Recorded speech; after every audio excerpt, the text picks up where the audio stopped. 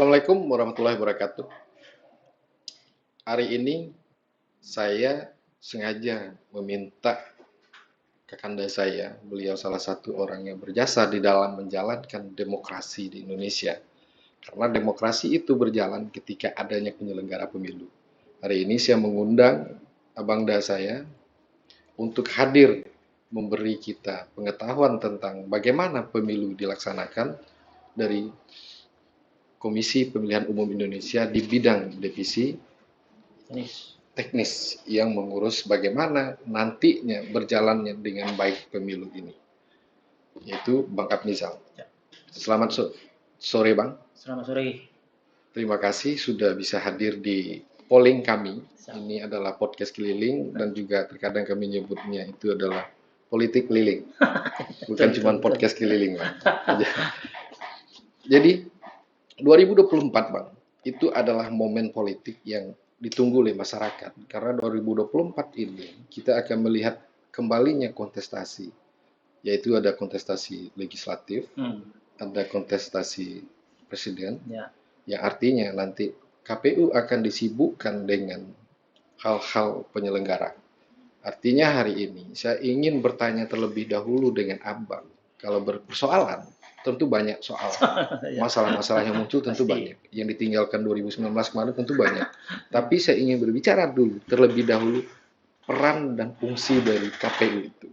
Apa sih peran dan fungsi dari KPU sehingga kita bisa memahami ternyata memerlukan KPU itu karena fungsinya itu apa. Ya, jadi gini, sebelum saya menjawabnya, boleh saya menyampaikan dulu. Pertama, terima kasih kami, baik dari saya pribadi ataupun dari instansi KPU Provinsi Jambi. Terima kasih sudah diundang. Ini kesempatan yang luar biasa. Karena apa? Karena kami juga punya kewajiban salah satunya kan, untuk melaksanakan bukan saja sosialisasi tapi juga pendidikan pemilih. Dan ini acara hari ini dipandu oleh Bang Dori tadi, itu luar biasa karena ini mengandung unsur pendidikan pastinya. Berikutnya, sesuai dengan tugas fungsi kami pada prinsipnya adalah kami itu penyelenggara pemilu di tingkat provinsi. Atasan kami ada KPU RI, maka dia sebagai regulator. Ya. Kalau KPU provinsi itu koordinator yang menjalankan keputusan regulator di atas. Kemudian eksekutornya ada di KPU kabupaten kota. Pada prinsipnya kami menjalankan seluruh tahapan pelaksanaan pemilu di tingkat provinsi. Dengan fungsi kami adalah koordinator. Berikutnya untuk teman-teman KPU kabupaten kota adalah penanggung jawab dan pelaksana di tingkat kabupaten kota. Maka seluruh tahapan mulai dari pencalonan, kemudian pelaksanaan pencalonan, kalau pencalonan di tingkat provinsi pada saat legislatif itu adalah anggota DPRD provinsi.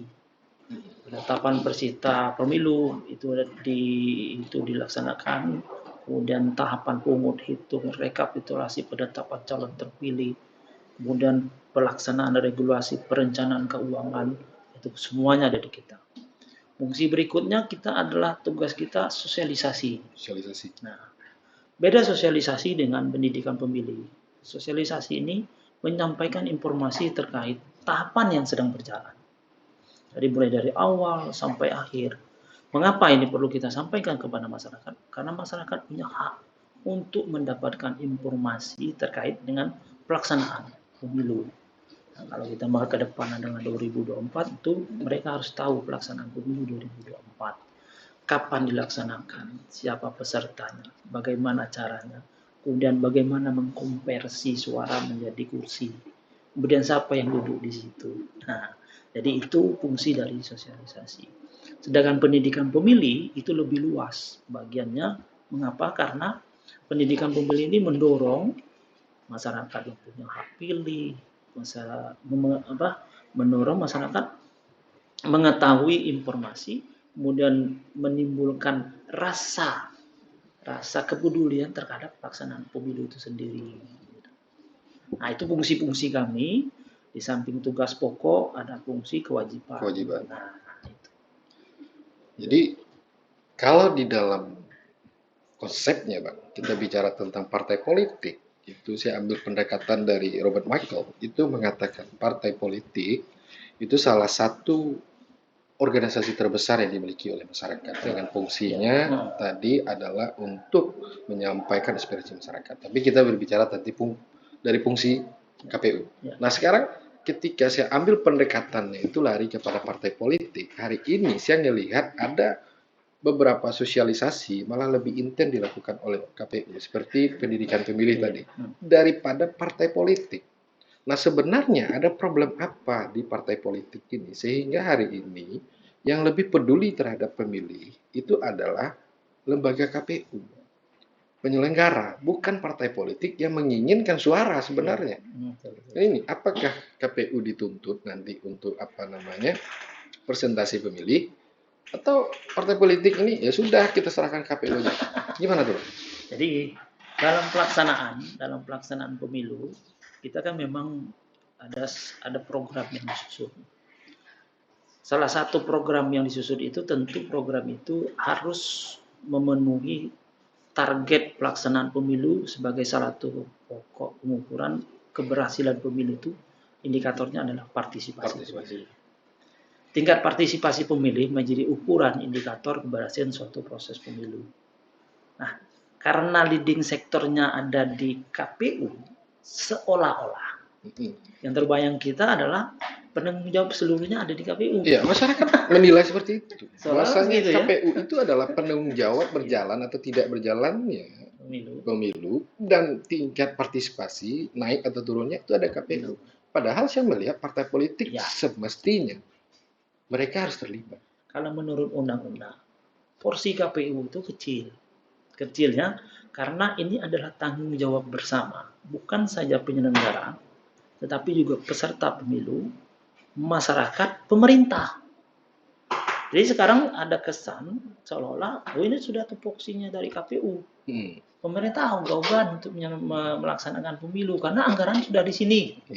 Seolah-olah pemerintah tidak boleh menganggarkan lagi untuk kegiatan sosialisasi pemilu. Sementara di dalam undang-undang jelas kok pemerintah memfasilitasi.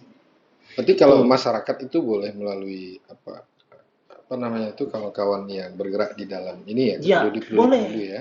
Di PKPU itu juga diatur ada peran aktif pemerintah, ada peran aktif dari masyarakat. Masyarakat bisa ikut juga. Jadi ikut juga bertanggung jawab terhadap proses. Bukan saja KPU, bukan saja juga masyarakat, peserta pemilu juga. Siapa peserta pemilu? Ada partai politik di situ, ada calon kandidat anggota legislatifnya, kemudian ada pasangan calon. Nah, ini semuanya punya kewajiban untuk melaksanakan. Mereka bukan bersosialisasi, Bang. Mereka berkampanye. Memperkenalkan diri, bukan bersosialisasi untuk memberi pendidikan politik. Ya. Jadi yang sekarang mungkin mindsetnya harus dirubah. Mindset berubah itu pokok-pokok dari pemilu, jalannya informasi pemilu itu kalau calon yang tidak menyampaikan bagaimana cara mencoblos, kapan pelaksanaannya, itu menjadi bagian yang salah dalam sosialisasi. Nah, sosialisasi tentu menyampaikan informasi. Besok loh, tanggal 14 Februari 2024 kita nyoblos. Kemana Pak? Datang ke TPS. Yang mana dipilih? Partai, coblos, calon. Jangan lupa dicoblos. Bapak nomor berapa? Saya nomor sekian. Coblos saya. Artinya KPU tidak menafikan bahwasanya partai politik hari ini sedikit memiliki peran, tidak berperan penuh lagi. Kami bukan mengkritik peserta pemilu saja. Kami juga merasa peran dari pemerintah daerah masih jauh dari harapan kita untuk melaksanakan pemilu karena pemerintah daerah juga kandidat, Bang. Ini persoalan kan itu. Karena apa? Bukan saja itu, karena takut tadi anggaran sudah di KPU. Seolah-olah semuanya ada di KPU. Sementara ini suksesnya pemilu kan adalah tanggung jawab kita semua. Maka ke depan memang kita mendorong, apalagi sekarang pemerintah pusat sudah mendorong keterlibatan pemerintah daerah lebih leluasa untuk pelaksanaan pemilu. Karena Pak, ada hal-hal yang dibutuhkan KPU saat ini yang tidak terakomodir itu bisa disiapkan oleh pemerintah daerah. Peserta pemilu juga, peserta pemilu hari ini kita verifikasi administrasi. Nanti 14 Desember 2022 akan ditetapkan sebagai peserta pemilu. Mulai dari situ sudah mulai dia mensosialisasikan. Nah, peserta pemilu itu ada partai politik, ada anggota partai politik yang menjadi kandidat. Ya. Kan ini, Bang, di dalam pemilu itu, Ya. mereka adalah peserta. Yang saya lihat hari ini, saya ambil lagi dari pendekatan konsepsinya, bahwasannya partai politik hari ini, kalau dalam kategori partai, kita punya partai ID dan yang lain hal, ternyata kritikan yang saya lihat terjadi di Indonesia dengan multi-party ini, konsep multi-partai yang banyak ini, terjadi kikisan masyarakat, keyakinan masyarakat terhadap partai itu berkurang. Kalau saya melihatnya, karena apa? Partai ID itu tidak lagi melekat pada masyarakat kita. Pertama tadi persoalan sosialisasi, pendidikan politik, mereka tidak turun lagi ke masyarakat. Yang ada adalah kandidasi partai. Para kandidat yang berkampanye lah yang merebut hati masyarakat. Apa Bang sepakat nggak? Kalau saya melihat, karena calon adalah bagian, kandidat adalah bagian dari peserta pemilu, memang dia akan bertarung. Tapi pertarungan yang disampaikan bukan pokok-pokok, kadang-kadang bukan pokok-pokok tentang yang harus, informasi yang harus disampaikan ke masyarakat, yang harus diterima itu kadang-kadang tidak utuh. Contoh, dia harus memilih, cukup pilih, jangan lihat yang lain. Tidak disampaikan kapan milihnya, bagaimana cara memilihnya. Jadi tersampaikan informasi tersebut, tapi tidak utuh, tidak semuanya. Nah, kami menyadari, kami terbatas, anggaran kami terbatas, personil kami terbatas. Kami juga harus mengerjakan dalam waktu yang bersamaan kegiatan yang lain, program yang lain, irisan ini semuanya. Makanya sudah selesai. Maka kami juga sangat mendorong hari ini untuk 2024 partai politik yang lebih melaksanakan kegiatan sosialisasi dan pendidikan pemilihnya ke bawah. Ya. Sehingga nanti PR paling besar untuk Provinsi Jambi, tingkat partisipasi pemilih 2019 tinggi kita, 82,4%. Luar biasa ya, di atas dari target nasional. Tetapi kualitasnya masih rendah. Mengapa? Suara tidak sah masih di atas 15%. Oh, salah satu indikator ya? Iya. Karena standar internasional menyebutkan di sana suara tidak sah itu ada di 3-5%. Kita masih di 15%. Itu PR besar untuk meningkatkan kualitas. Nah, ini didorong partai politik untuk sama-sama. Ayunya, kalau kita lihat masyarakat, contoh ya masyarakat hari ini memilih, mereka yang tahu. Saya tahu, saya tuh yang pilih DPRD kabupaten. Yang provinsi kok tidak dipilih, Pak? Saya tidak tahu. Saya tidak kenal. Tidak tahuan masyarakat. Tuh.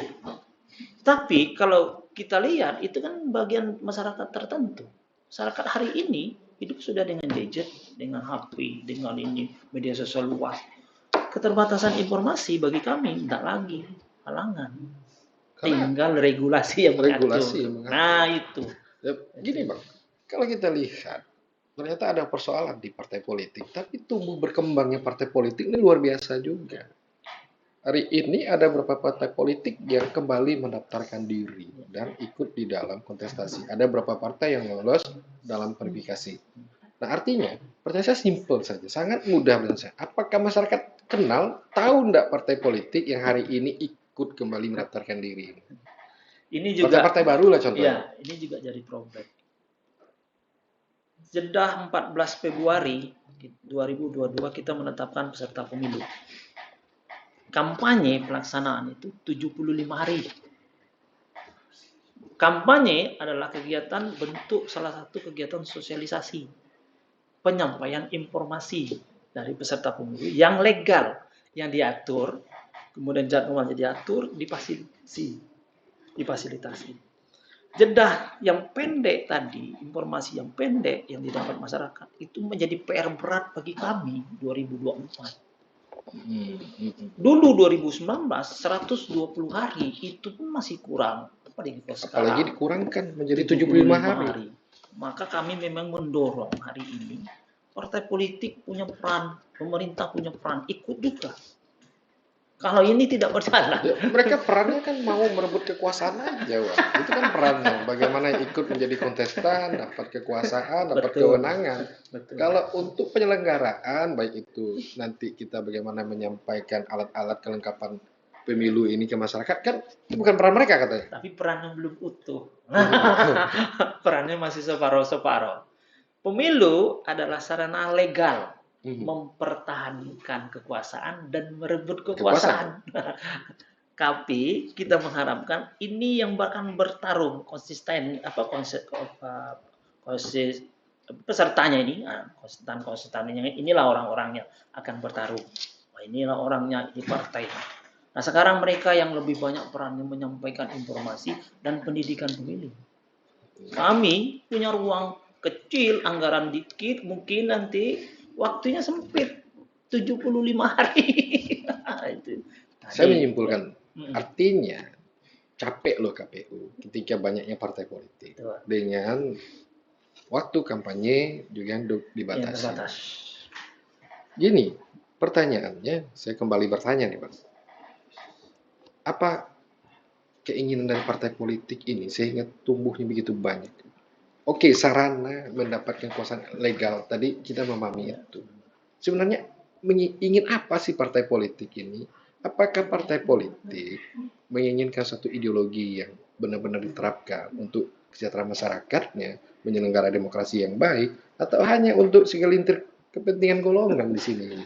Kalau saya melihat dari sisi regulasi pertama, kalau kami sebagai sisi penyelenggara, bahwa regulasi 2019 untuk 2004 tidak berubah. Undang-undangnya adalah undang-undang yang kemarin dipakai, 7 2017. Jelas ya. Berarti pengaturan pengetatan untuk jadi peserta pemilu masih berlaku. Walaupun ada putusan Mahkamah Konstitusi yang memberi ruang yang sampai parliamentary threshold kategori 1 itu tidak difaktual. Yang tidak lulus parliamentary threshold itu harus difaktual. Nah, ini jadi KPU merubah PKPU aturan untuk menetapkan peserta pemilu. Tetapi melihat dinamika yang ke depan, yang sekarang sedang kita lakukan proses verifikasi administrasi, sudah muncul partai-partai baru di luar dari 16 itu. Berarti kalau kita lihat ini masih ada aspirasi masyarakat yang tidak tersalurkan dengan partai ini.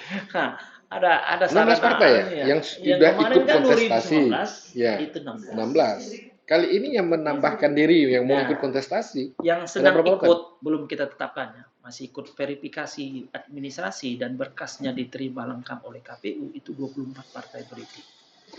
9 partai politik parlemen, 7 yang tidak lulus parliamentary threshold pemilu 2019, sisanya adalah partai politik baru. Nah, ini luar biasa nih. Nanti tanggal 14 akan ditetapkan. Jadi belum kita tetapkan nanti ini KPU RI akan menetapkan 14 Desember 2022. Nah, itulah ada waktu penetapan, inilah nanti peserta pemilu 2022. Sebagai penyelenggara pemilu, apakah partai politik yang banyak ini memberi dampak demokrasi yang baik atau tidak? Kalau kami dari sisi penyelenggara, dari sisi kami memandang penyelenggara, sebenarnya semakin besar partai politik, semakin banyak calon, itu akan membuat secara teknis menjadi sulit. Kalau kami dari sisi penyelenggara ya, sulit. Contoh misalnya, banyak partai politik, maka calonnya banyak, dapilnya banyak, suaranya menjadi lebar. Bingung masyarakat. Nah, salah satu indikasi 15% suara tidak sah itu diakibatkan karena secara teknis pelaksanaan sulit. Jadi masyarakat sebagian tidak peduli dengan itu, sudah selesai dicoblos saja langsung tanpa harus membuka. Kadang tidak dicoblos sama sekali karena sudah sulit membuka suara-suara. Maka secara regulasi tadi juga sebenarnya bagi kami secara teknis kepinginnya tidak terlalu banyak peserta pemilu karena tidak akan mempermudah secara teknis. Tapi nanti apapun keputusannya, dan itu sudah dituangkan dalam keputusan dan disahkan, maka itu akan ditetapkan dijalankan. Pengalaman 2019 itu tingkat suara tidak sah itu muncul karena salah satu kendala teknis. Teknis ya? Ya, teknis. Besar surat suara, kemudian tidak ada eh, ruang yang cukup untuk masyarakat berlama-lama karena besar kan, melihatnya banyak partainya. Kalau di akademik Bang, di kami, dalam kajian-kajian politik, khususnya di partai politik, fenomenologi yang terjadi di Indonesia itu, partai politik sekarang itu berada di sisi oligarki partai. Nah, oligarki partai ini menurut kami itu salah satu membuat kemunduran demokrasi. Dikatakan sebagai apa? The backsliding of demokrasi, kemunduran dari demokrasi itu. Karena apa? Ketika ada oligarki di sini, artinya akan ada satu komando di sini. Akan ada penguasa real di sini. Sehingga masyarakat itu nanti tidak disodorkan dengan demokratis calon-calon yang akan disodorkan. Nah, apakah karena banyaknya partai politik baru yang muncul ini, mereka juga ingin bersama-sama menjadi oligark, ingin bersama-sama ingin menjadikan partai politik ini sebagai partai milik pribadi. Apa KPU tidak merasa gerah dengan apa yang terjadi di dalam partai politik? Yang jelas KPU ikut mungkin dalam penyusunan regulasi, menyampaikan, tapi putusan akhir regulasinya begitu. Ini efek dari contoh-contoh mungkin pelaksanaan pemilu sebelumnya. Ramai sedikit partai politik, berkembang tidak berbuang, puas tidak puas, muncul kan dari situ tuh. Kemudian tidak tersampaikan salurnya, kemudian cara segini bisa praktis, bisa jadi, kok kami tidak bisa buat, mungkin itu perkembangan. Tetapi di kami, akibatnya di kami nanti, ini faktor sosialisasi juga menjadi terganggu. Karena bisa saja tadi, yang tadinya 10% apatis, akan bertambah. Bisa bertambah. Ini yang pertama nih. Yeah. Nah, kita takut 2024 terjadi 2019 dengan perkembangan kita hari ini. Ya, jadi disampaikan dinamika di partai politik yang sudah dikuasai dan segala macam, tidak tersalurkan aspirasi. Nah, ini yang tadi apatis 5%, 10% bisa jadi 2 kali lipat meningkat. Yeah. Kemudian kemungkinan akan muncul transaksional yang tadi kita melalui proses pendidikan kita tekan, ini akan muncul naik lagi. Jadi ya akan mempengaruhi kualitas pelaksanaan pemilu. Kualitas pelaksanaan. Iya, pelaksanaan pemilu 2024. Jadi kalau di persoalan-persoalan yang muncul di KPU nih Bang, kita lihat bahwa banyaknya partai politik, beragamnya perilaku partai politik, beragamnya pelaku pemilih, beragamnya juga ada laporan dari masyarakat. Nah, saya ingin masuk ke lokal konteks. Ya. Ini kita masuk dalam lokal konteks pengalaman kemarin. Pengalaman kita ngelihat pilkada, pilgub kemarin 2020, terjadi sengketa di Provinsi Jambi. Dan ini perlu untuk kita sampaikan ke masyarakat, ada apa dengan sengketa ini, sehingga ada terjadi pemilihan ulang. Masyarakat juga bertanya, proses masalah apa sih sebenarnya? Kok ada hal-hal seperti ini? Ini apakah di dalam pilgub ini secara aturan boleh pemilihan 2 kali? Atau bagaimana? Iya. Jadi gini, untuk pemilihan kepala daerah kan kita juga bercermin 2019 ya. Berarti kan tahapan pemilu legislatif Pilpres selesai di 2019. Kemudian masuk 2020 persiapan pemilu kepala daerah, pemilihan kepala daerah. Maka residu dari problem di 2019 itu masih terbawa di 2020. Itu satu. Maka dalam proses penetapan calon itu kan tarik ulur tuh, panjang prosesnya, dan itu dinamikanya luar biasa. Nah ini kami sebagai penyelenggara pada prinsipnya ini clear, tidak masalah.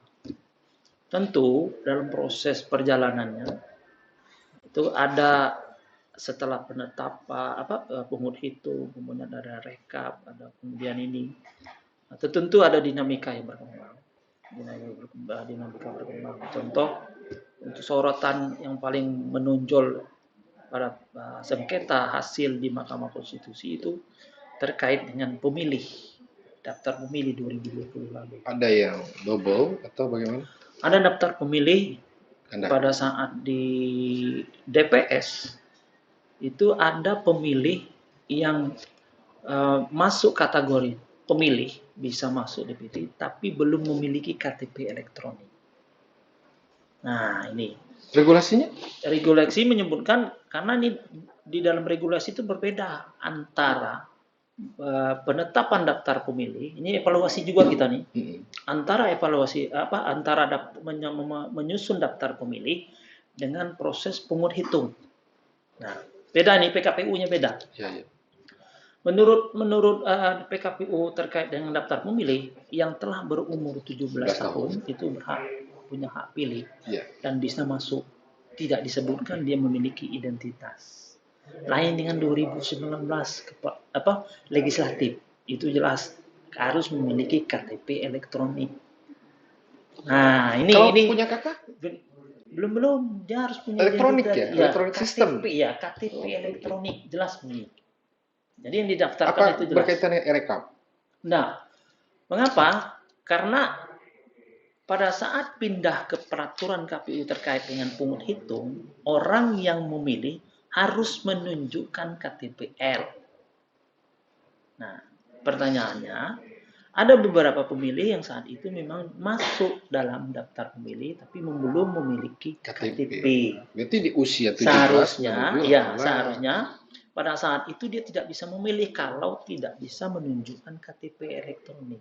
Tapi dia punya hak dong. Punya hak, tapi tidak bisa menggunakan hak pilihnya karena dia tidak punya KTP elektronik. Dia punya hak pilih.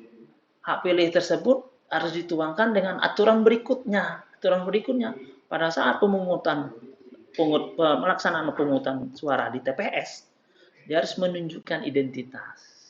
Nah, ini yang jadi problem di sengketa di Mahkamah Konstitusi. Nah, dari situ maka Mahkamah mengambil kesimpulan untuk TPS-TPS yang diindikasikan ada pemilih yang tidak memiliki KTP bisa memilih, itu dilakukan pemungutan suara ulang. Itulah yang dilaksanakan kami.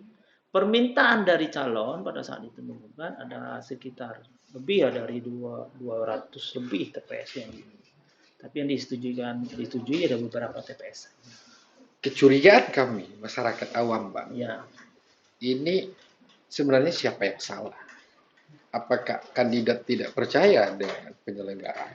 Sehingga penyelenggara KPU dan Bawaslu yang semestinya sengketa itu di Bawaslu selesai dan hari ini sampai ke mahkamah. Kan itu pertanyaan di awam. Jadi sebenarnya jadi menarik, sebenarnya siapa yang salah? Apakah KPU atau partai politik tidak melakukan pendidikan politik dan sosialisasi politik ke masyarakat, bahwasanya regulasinya seperti ini. Maka KPU sudah menjelaskan ini terlebih dahulu kepada masyarakat. Ya, jadi ada beberapa hal yang menjadi catatan-catatan kita dan evaluasi. Dari hasil hasil tersebut, karena sengketa di Mahkamah Konstitusi itu kan legal terkait dengan putusan KPU yang bagi yang kalah menggugat, silakan. Jadi tidak perlu kayak Bawaslu dulu atau memang boleh kalau sengketa hasil itu langsung ke Mahkamah Konstitusi.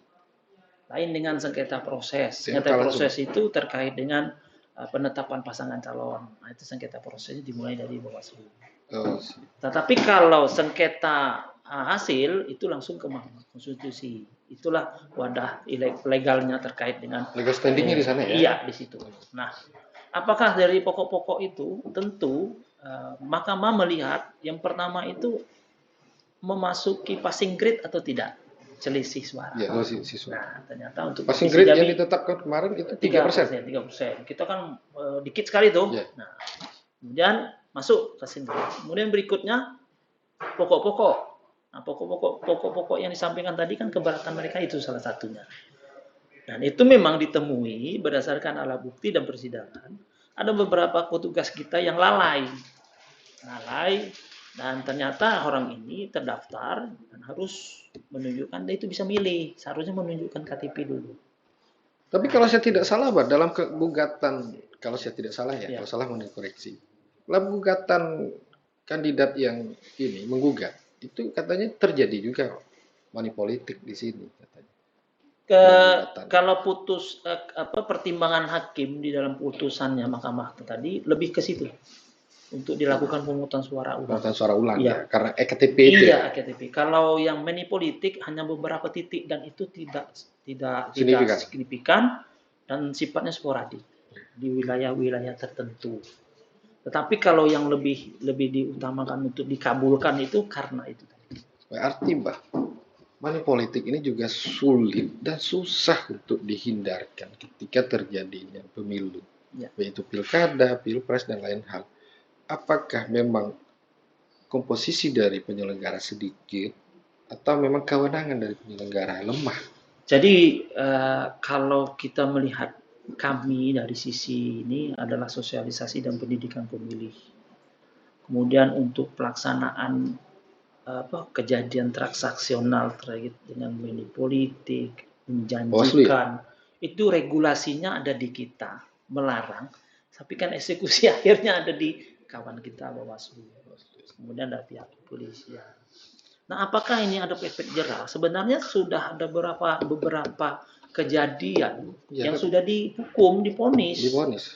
Tapi memang tidak memberikan efek jerah. Nah, ini juga perlu kita dalami sebenarnya. Ada apa di sini? Di masyarakat ini apa yang berkembang? Kami juga sedang mendalami, rencananya memang mau melakukan inilah beberapa riset kecil kan. Bareng nggak dengan Bawaslu itu? Karena Bawaslu menilai kewenangan KPU lebih besar dari Bawaslu biasanya. Iya. Kita ngelihat kawan-kawan Bawaslu bilang ya kewenangan kami hanya sebagai yang memantau lah bagaimana berjalannya ini dengan baik. Itu kewenangan. Tapi kalau KPU kewenangannya kan luas, melaksanakan ini, melakukan ini. Nah kerjasamanya baik tidak ini, misalnya KPU Bawaslu ini. Sebenarnya kalau kita tuh sudah jelas ya tupoksi masing-masing. Kami menjalankan regulasi, proses masyarakat, Bawaslu mengawasi, kemudian menindak, memproses. Apakah kami harus mencari temuan? Kan tidak. Itu prosesnya gini. Nah, itu makanya begitu ini jalan, oh ini ada yang melenceng, apa? Kalau Bawaslu ke kami rekomendasi kampanye tidak sesuai, harus dihentikan. Harus diturunkan, baliho turunkan. Nah, kan gitu. Harus didiskualifikasi. Nah, harus didiskualifikasi. Kalau itu rekomendasi dari Bawaslu, kita harus jalankan. Tapi sejauh ini belum ada kan? Belum ada. Belum ada. Belum ada ya Pak, kalau untuk Provinsi Jambi. Maka kalau ingin melihat pemilihan kepala daerah Kota Jambi sampai sidang pidana. Itu pidana kandidat atau kandidat ya? Ya, kandidat dengan ada bukti-bukti.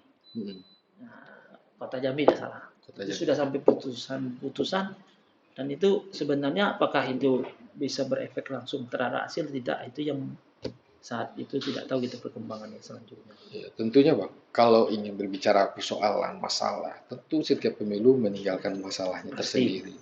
Kalau kemarin kita melihat penyelenggara itu ya tentu prihatin juga di dalam situasi COVID seperti itu kita melaksanakan pemilu, ya kita harus mengakui ini berhasil. Tetapi ada korban jiwa di sini, itu juga jadi catatan ya untuk ke depan. Nah, sekarang kalau dalam konteks lokal tadi kita ngelihat ada persoalan seperti ini, ada persoalan, ya saya bisa merasakan. Pertama persoalannya memang saya ngerasa kewenangan KPU dan anggota KPU ya belum begitu maksimal diberi penuh kewenangan. Nah, untuk 2024 Pak, lebih sibuk lagi saya lihat. Ya, karena apa? Pertama kampanye yang singkat, kedua pemilihan ini tentu serentak. Ya. Saya nggak tahu apakah sudah diputuskan atau belum bahwa pemilihan presiden dan legislatif nanti serentak dan pilkada serentak. Sudah. Sekali seluruhnya. Kepala daerah tidak. Kepala daerah tidak ya. Nah, artinya ini kan sangat sibuk. Dengan kesibukan yang tinggi seperti ini tentu memerlukan biaya politik yang tinggi untuk KPU melaksanakan ini. Nah, anggaran kemarin yang diajukan lebih dari 5T, kalaupun dieksekusi oleh pemerintah, disetujui oleh pemerintah itu kisaran 2, itu. Nah, artinya biaya yang harus dikeluarkan oleh negara tinggi, Bang. Ya. Kalau seandainya pemilunya ini tidak berjalan dengan baik, jadi melihat melihat bahwa sudah diputuskannya oleh keputusan KPU terkait dengan pelaksanaan Pileg Pilpres itu 14 Februari 2024. Kemudian pemilihan kepala daerah, Undang-Undang Kepala Daerah itu menetapkan kepala daerah pemilu 2020 akan dilaksanakan 2024 bulan November. Pemilihan kepala daerah tahapan awalnya itu 6 bulan. Kalau November ditarik itu ada sekitar bulan Mei dan Juni. Kemudian Februari kita melaksanakan pemilihan kepala daerah 14 Februari 2022 legislatif Pilpres. Februari melaksanakan pungut hitung, Maret kita rekapitulasi 1 bulan biasanya, akan putuskan itu bulan April, Mei itu sengketa. Sengketa ini harus selesai. Mengapa kalau tidak selesai sengketa? Karena tiket untuk mengusul partai politik di tingkat provinsi dan kabupaten kota untuk pemilihan kepala daerah pemilu 2024. Jadi mereka harus selesai dulu, sudah selesai baru bisa mengusul. Di Juni itu sudah pencalonan. Juni 2024. Nah, itu kegiatan beririsan. Kalau tidak pula ditambah lagi dengan pemilihan kepala daerah presiden putaran kedua kalau ada. Syukur-syukur tidak ada ya. Kalau ada, wah luar biasa kami. Menyiapkan legislatif, belum selesai, menyiapkan pilihan presiden, 2 putaran, putaran keduanya, dalam rangka yang sama, jadwal yang sama, pilkada, pencalonan sedang berjalan. Nah ini bukan saja menguras pikiran untuk kami bagi penyelenggara, tentu juga anggaran. Anggaran itu tentu harus dioptimalkan semaksimal mungkin terkait dengan supaya persiapannya betul-betul maksimal. Hari ini pola penganggaran sepertinya bergeser. Mengapa ini juga bergesernya itu? Contoh, hari ini KPU mengusulkan 5 lebih triliun ya, 5, sekian triliun untuk penyelenggaraan tahap awal 2022. Tapi yang diberikan 2,2 sekian. Mengingat sarana prasarana, kemudian kerugian yang lain itu yang di luar dari hal-hal pokok itu belum disampaikan pemerintah. Ini yang pokok-pokok mengerjakan dulu. Tapi KPU memandang sarana prasarana pendukung ini kalau disiapkan, contoh misalnya gudang. Gudang itu kalau tidak disiapkan sekarang saat ini, kalau itu disiapkan 2002 itu akan mengganggu proses. Nah, distribusi ya. Ya, terganggu dengan penyiapan logistik. Misalnya contoh kota itu harus disiapkan. Kota kapan siapkan? Juni.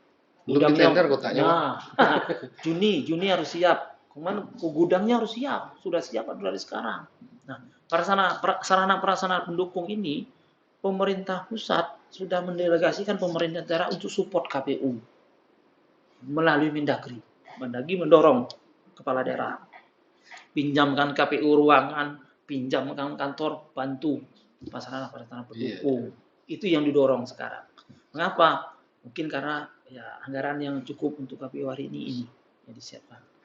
2023 itu cukup luar biasa. Total seluruhnya yang disetujui DPR kan 75 triliun untuk Pileg Pilpres. Pileg Pilpres. Ya, 2023, 2022, 2023, 2024. Artinya pembiayaan pemilu ini sangat besar, Pak. Besar Ketika sekali. pembiayaan pemilu besar, artinya kualitas pemilu itu juga harus baik, itu sebenarnya, tinggi. Ya. Dan pemimpin yang lahir itu adalah pemimpin yang berintegritas. Harapannya gitu. Ya, harapannya hasil pemilu kualitasnya baik, tingkat partisipasi tinggi, kualitasnya baik, juga diikutkan hasil pemilu itu ya diikuti dengan pemimpin-pemimpin yang dihasilnya juga ya baik, berkualitas. Nah ini gitu. Tapi kalau yang menyediakan, ya, partai politik kan menyiapkan SDM-nya, sumber daya calon, pasangan calon, bakal calon legislatif, kemudian calon perseorangan yang melalui DPD, ini juga bisa tersaring lebih awal dan bagus-bagus, masyarakat akan mau memilih. Tapi kalau ini sudah tidak bagus, ini susah juga. Soalnya kalau hari ini partai politik hanya menyodorkan kue untuk dimakan, ya masyarakat nggak bisa pilih, nggak bisa memiliki pilihan, tidak ada solusi di sini. Apa kami harus milih seperti apa? Karena kalau dengan partai politik, artinya dengan tingkat pembiayaan yang tinggi itu adalah duit rakyat. Kita juga harus menyampaikan ini kepada partai politik. Seriuslah untuk yang namanya menyelenggarakan, menyiapkan kader-kader. Jangan hanya berbicara pada ya partai itu harus partai yang betul-betul tidak lagi partai itu tidak diyakini oleh masyarakat. Kritik keras itu adalah partai itu hari ini tidak diyakini masyarakat lagi. Kalau dulu dalam sistem yang dulu dalam Orde Baru orang tahu bahwa ada 3 partai politik keterwakilan masyarakat. Yang kelompok A milih ini, kelompok B milih ini, kelompok Sudah C jelas, milih ya? ini, jelas. Kalau hari ini orang terbelah, apalagi tentu capek bagi penyelenggara. Pengalaman 2019 dengan tensi politik yang tinggi, saya rasa capek. Apakah terjadi nanti 2024? Kemungkinan begitu. Karena apa? Perperangan 2019, legislatif pilpres itu domain adalah pilpres. Legislatif akan menjadi bagian yang kecil dari pilpres. Orang akan memperhatikan pemilihan presiden. Karena ini adalah agenda nasional. Walaupun juga legislatif ada agenda nasional, ada agenda daerah. Tapi lebih trennya akan muncul pileg pilpres. Residu dari pileg pilpres yang belum terselesaikan akan dibawa pada saat pemilihan kepala daerah. Karena tidak ada jeda. Kalau kemarin 2019 masih ada jeda. April kita pelaksanaan, Mei, Juni, Juli, kepala daerahnya kan ada di bulan April, Mei juga. Jadi masih ada setahun. Kalau sekarang belum selesai. Bisa saja nanti calon legislatif yang terpilih belum dilantik mengundurkan diri untuk mencalonkan diri sebagai kepala daerah. Besok ditunggu itu 2024. Jadi kalau kepala daerah, katanya legislatif sedang mendorong juga bahwasanya mereka maju sebelum dilantik. Ya. Ya bukan setelah dilantik, maju sebelum dilantik. Kalaupun kalah nanti mereka tetap menjadi. Tidak bisa. Yang calon terpilih begitu mengundurkan diri, menurut undang-undangnya itu, begitu mencalonkan kepala daerah bisa balik lagi. Oh, kalau informasi saya dapat, bahwasanya yang terpilih di legislatif besok dalam waktu yang dekat akan diadakan pilkada. Maka mereka juga bisa mengajukan diri. Mengundurkan diri. Oh, dalam regulasi harus mengundurkan diri. Kan sekarang yang calon kepala daerah contoh Tanjung Barat. Tanjung Barat kan anggotanya legislatif provinsi. Mencalonkan mengundurkan diri. Ya. Terpilih tidak terpilih harus mengundurkan diri, tidak bisa balik lagi. Sekarang regulasi ke depan ini kan tidak dirubah. Undang-undangnya sama. Artinya begitu ya. Jadi tidak juga jadi, main dua kaki bahasanya. Ya, jadi ini juga akan menjadi pertarungan yang berat dan modal yang besar bagi orang yang akan bertarung di kepala daerah, diuji case dulu sama partai nanti ikut legislatif, di tes case, ya, ngumpulkan dulu suara kamu. Karena apa? Mereka butuh kursi untuk mengusulkan kepala daerah. Ya parlemen threshold. Ya, kalau ternyata dia tidak tercapai untuk mengusul calon, ini kan jadi problem. Maka calon-calon kepala daerah. Nah, dia akan bertarung 2 kali tuh. Legislatif bertarung dulu, walaupun tidak full. Nanti kepala daerah bertarung lagi, cost-nya kan luar biasa. Iya, berarti biaya politik tinggi ya, bukan money politik ya, biaya politik tinggi. Itulah yang membuka ruang-ruang masyarakat, bisa saja yang itu tadi yang praktis tadi kan. Nah, sulit. Maka besok kami memprediksi untuk transaksional terkait dengan itu pemilihan itu luar biasa besok 2020. Artinya penyelenggara itu KPU, Bawaslu bersepakat bahwasanya ada transaksional politik. Transaksional politik ini ada, tapi kita tidak bisa membuktikan. Ya kan? Sulit untuk membuktikan. Tapi kita tahu terjadi, tapi pembuktiannya sulit. Nah, untuk 2024 ini, Pak, apakah lebih capek KPU ini mengurus 3 calon kandidat atau 2 calon kandidat yang tetap? Kalau pengalaman saya pribadi sebagai penyelenggara dari daerah, 2 prodi saya di daerah, kemudian prodi pertengahan di provinsi. Itu untuk 2 kandidat yang bertarung langsung fight dari awal, itu memang berat sekali. Berat ya. Kalau dulu 2009, 2010 kami pernah kepala daerah itu kan sebelum diubah undang-undang itu ada 2 putaran juga. Nah, besoknya diubah undang-undangnya kan jadi 1 putaran karena kosnya terlalu besar. Karena di pemilihan kepala daerah ini kan akan terjadi perdebatan begini. Apakah pemilihan kepala daerah itu masuk rezim pemilu atau tidak? Nah ini Mengapa? Karena di undang-undang disebutkan kepala daerah itu dipilih secara demokratis. Gubernur adalah perpanjangan tangan dari pemerintah pusat. Regulasi seperti itu, Bang. Iya bunyi gitu. Ya, bunyinya gitu. Nah, jadi kepala daerah pun dipilih secara demokratis. Karena dia dipilih secara demokratis tadi. Makanya dia perpanjangan tangan. Iya, demokratis. Apakah memilih perwakilan di DPR atau pilihannya oleh rakyat langsung, masyarakat. Nah, inilah di 2010, 2015 kan itu. Maka rezim pemilu ini, rezim kepala daerah ini apa? Inikah rezim pemilu atau rezim bukan pemilu? Bukan rezim pemilu. Kalau rezim pemilu penyelenggaranya KPU. Tapi kalau ini bukan rezim pemilu, penyelenggaranya bukan KPU, pemerintah daerah. itu yang rame-rame dulu ya. Nah, maka itu nuansanya terbawa sampai sekarang. Maka bunyinya pemilihan kepala daerah itu tidak dibebankan APBN, dikembalikan ke daerah. APBD. Penyelenggaraan kepala daerah itu anggarannya disiapkan oleh pemerintah daerah. Artinya dalam kontestasi pilkada itu dibiayai oleh kepala daerah. Pemerintah daerah. Yang kepala daerah. Iya, pemilihan kepala daerah itu dibiayai oleh pemerintah daerah. Oh, APBD jadinya, iya, bukan APBD. Turun dari APBN. Bukan APBN. Jadi begitu. APBN itu hanya membantu. Nah, karena ini nanti 2024 adalah tahun politik, jadi akan berpengaruh juga terhadap keuangan daerah. Dalam waktu yang bersamaan menyiapkan pemilu, dalam waktu bersamaan harus menyiapkan pemilihan kepala daerah tahun itu ya. Dan hari ini kan banyak PJ, Bang. Bagaimana itu kebijakan-kebijakan yang harus diambil? Ini sudah diantisipasi pemerintah pusat, Mendagri sudah. Jadi kewenangan PJ itu hampir mirip dengan kewenangan ini kepala daerah definitif. Kalau itu tidak dibuat seperti itu, maka susah besok. Kebijakannya tidak berlaku artinya. Dia hanya seremonial. Usulan kami besok itu banyak PJ semua. Kecuali yang 5. Yang sudah pilkada kemarin ya, PC Jambi, Tanjab Barat, Tanjab Tim, Batanghari, Tanjab Tim, bukan Tanjab, Kota Sungai Penuh, Bungo, kemudian Tanjab Barat, Batanghari. Berarti itu secara langsung ya koordinasinya.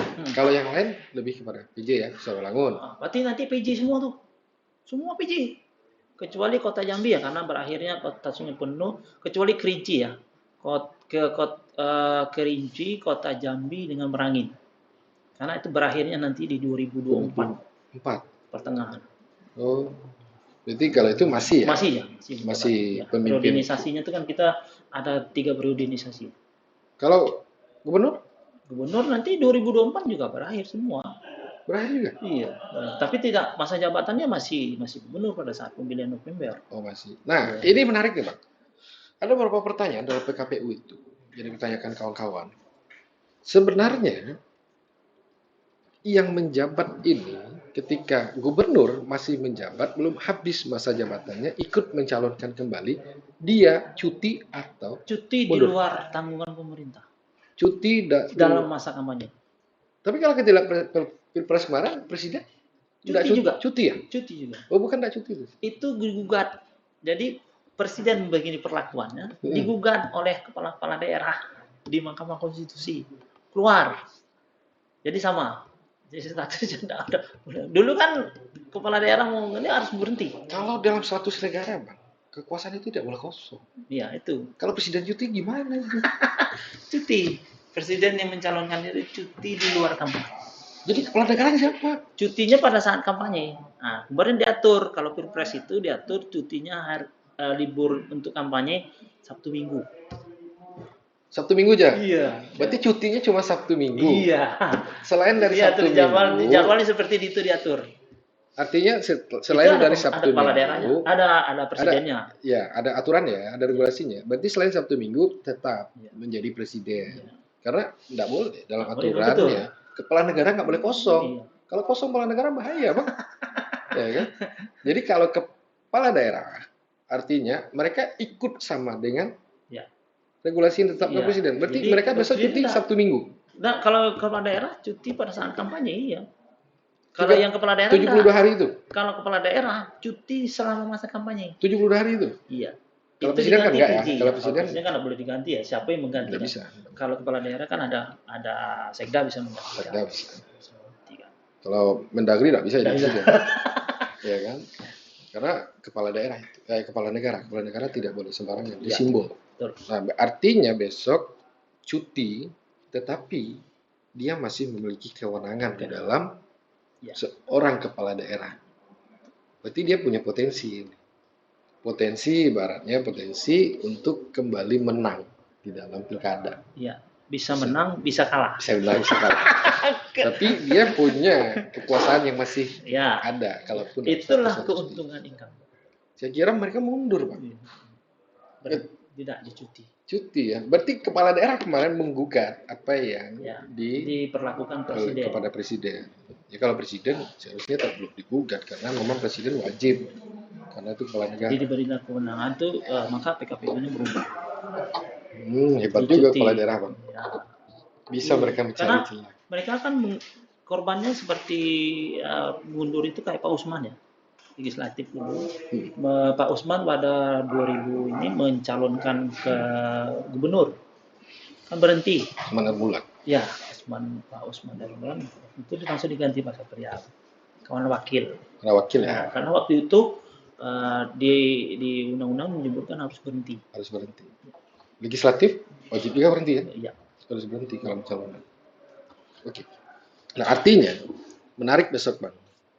Kalau 2024 itu tentu penyelenggara saya rasa sangat capek. Selama ini ada nggak intervensi-intervensi luar terhadap penyelenggara ini?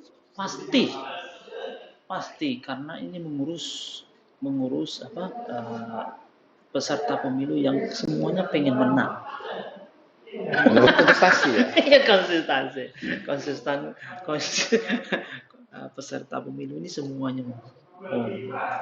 Jadi tentu akan menggunakan semua cara, kemudian akan merayu penyelenggara. Nah ini pasti. Dan saya sudah merasakan karena pengalaman kami, saya pernah jadi badan ad hoc 2004, jadi PPK, jadi luar biasa itu godaannya luar biasa. Hanya selisih waktu itu saya di antara PKB dengan PAN, selisihnya 17. Hanya merubah 17, saya diiming-imingkan dengan finansial yang cukup. Tapi saya melihat ini bukan itu yang ininya. Keputusan kami adalah harga diri bagi kami. Jadi kalau itu benar, tentu itu yang harus kita pertahankan. Karena kalau kita lihat kemarin masa terjadi kasus di pusat dan masyarakat Indonesia tahu bahwasanya ada komisioner KPU terkena dalam kasus seperti ini. Maka saya bertanya tadi, intervensi luar. Saya luruskan yang itu tadi. Kalau yang tadi yang kemarin tersandung itu bukan karena proses pemilu. Bukan karena proses pemilu. Itu PAW. Pengganti antar waktu. Antar aktu. Iya. Jadi pengganti antar waktu itu seharusnya nomor sekian, nomor 2, melompat sampai ke nomor 5 paling terakhir. Oh, berarti itu dalam kasus konteks itu ya, bukan konteks penyelenggaraan pemilu 2019. Atau lobby-lobby sana sini enggak. Iya. Jadi posisi. Jadi betul-betul PAW ya. Ya. Maka sewajarnya masyarakat harus tahu tentang itu. Ya. Saya harus menyampaikan juga itu. Harus disampaikan. Ya. Karena apa? Tidak mungkin kita tidak curiga bahwasanya ada intervensi pihak-pihak di luar ini. Pasti itu. Karena ini kontestasi tadi. Tentu ada yang menginginkan seperti ini. Kalau ancaman, saya rasa juga ada. Pasti.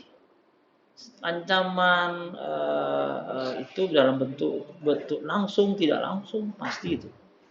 Jadi memang begitu kita tahapan berjalan, kami kalau saya menjiwai sebagai penyelenggara, saya rasa sosial saya hilangkan. Berkumpul dengan masyarakat saya hindari. Karena banyak hal yang saya pertimbangkan. Apalagi kalau duduk sama kandidat ya. Itu luar biasa. Itu walaupun hari ini kita duduk bersama berteman mungkin membicarakan tentang enaknya kopi, tapi orang lain melihat kan tidak itu yang dibicarakan. Ditambah lagi kalau kita sudah penyelenggara tidak dipercaya, hasil yang benar itu Dicurigai. pasti curiga. Apalagi yang tidak Ya tidak benar. benar. Gitu. Ya. Maka mereka memang kita berusaha untuk menjaga itu, godaan, intervensi itu pasti. Nah, itu bagian dari risiko jadi penyelenggara. Tapi Mbak, ada berapa kasus yang terjadi dalam penyelenggara ini? Dan itu bukan terjadi di Provinsi Jambi aja, banyak. Ya. Ini berbagai kasus ya. Ya artinya di sini ketika Abang memberi informasi seperti ini, itu tergantung integritas orang lagi ya, itu salah satu. Karena tidak berkaitan dengan keseluruhan komisioner itu tadi. Kayak di Sumatera, di Medan itu kan banyak juga KPU yang bermasalah. Di Jambi juga ada. Iya, betul. Nah artinya di sini bagaimana dari provinsi, KPU provinsi itu memantau di kabupaten-kabupaten. Jadi gini, kita melihatnya tentang ya kami diatur di PKPU dengan tata kerja. Pola laku tindak itu diatur dalam PKPU. Contoh misalnya kalau pertemuan, kalau menemui boleh di kantor di ruang terbuka. Itu diatur, Dibolehkan ya? dia diatur, Dibolehkan. ya boleh bertemu tidak pada ruang tertentu. Kemudian kita punya pilihan, tapi pilihan kita itu tidak boleh ditunjukkan dalam bentuk apapun. Menyampaikan, mendeklarasi, mengarahkan, itu tidak boleh. Kemudian ada keluarga langsung yang berdekatan dengan kita mencalonkan diri. Itu di dalam forum pleno diumumkan bahwa yang bersangkutan ini masih ada hubungan keluarga. Mulai dari saat ini dan seterusnya saya sudah membatasi diri. Itu diumumkan. Berarti kalaupun keluarga kita yang mencalonkan diri sebagai Harus kandidat, diumumkan. kita harus Diumumkan di dalam forum pleno terbuka. Dan itu harus dipublis. Nah, jadi memang itu sudah diatur dalam etika kita berperilaku, tata pergaulan kita, tata kerja itu semua diatur. Sudah ada dengan PKPU. Tinggal di pedoman. ada satu nih, Pak. Ini menarik sebenarnya. Dan saat ini nih salah satu saya rasa tepat kita menyampaikan. Bagaimana regulasi tentang aparatur sipil negara, Pak?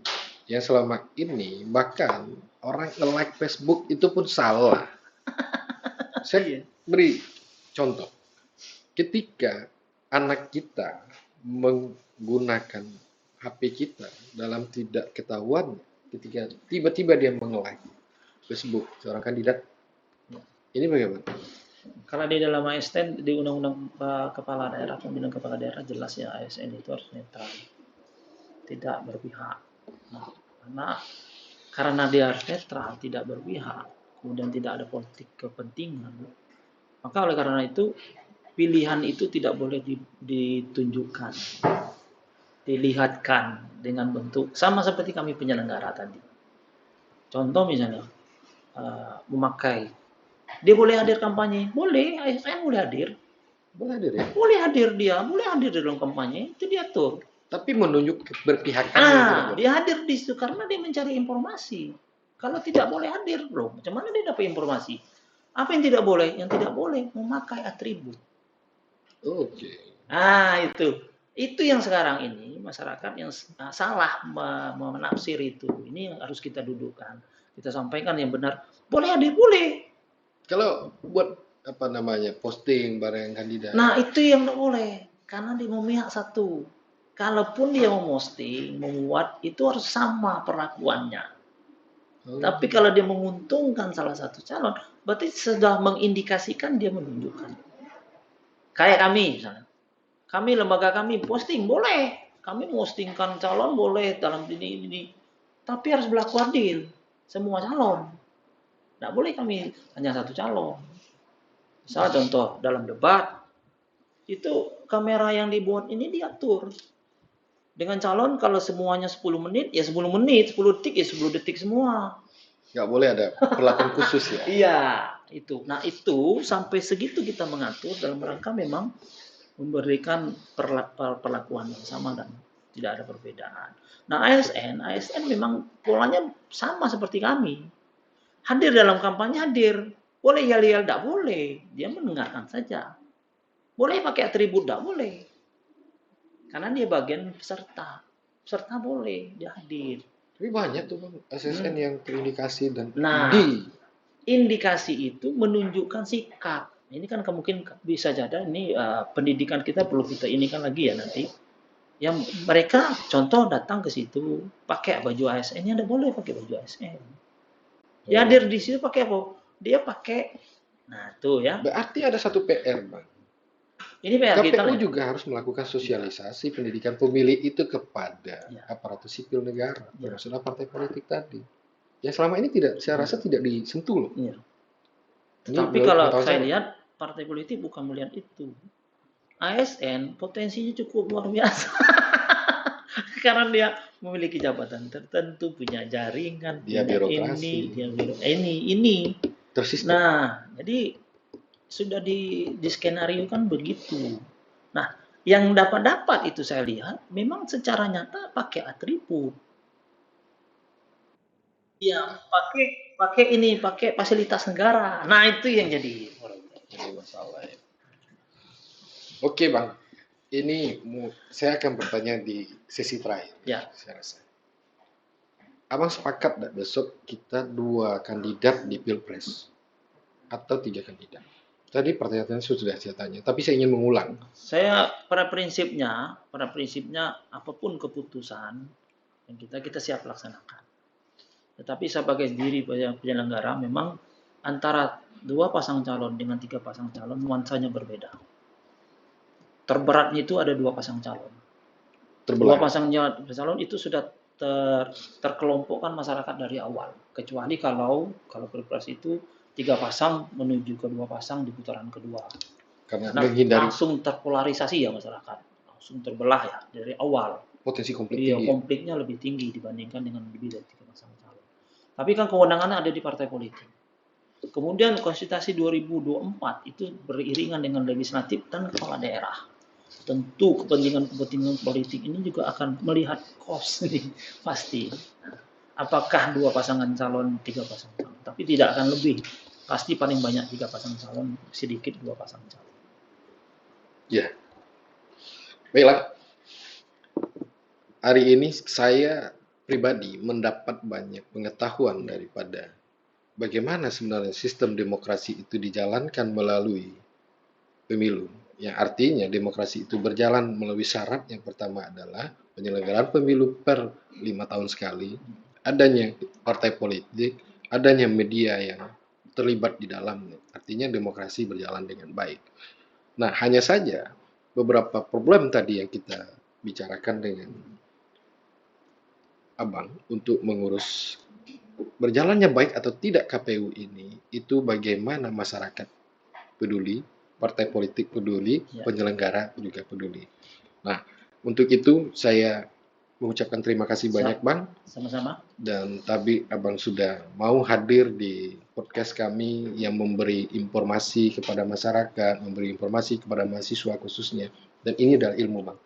Dan saya berharap jangan kita menyimpan ilmu dan ditransfer knowledge lah ilmu ini. Karena ilmu penyelenggara tidak semua orang memilikinya. Nah, khususnya untuk Abang, saya ucapkan terima kasih banyak sudah bersedia hadir di polling kami. Podcast keliling is not the politik keliling. Siap.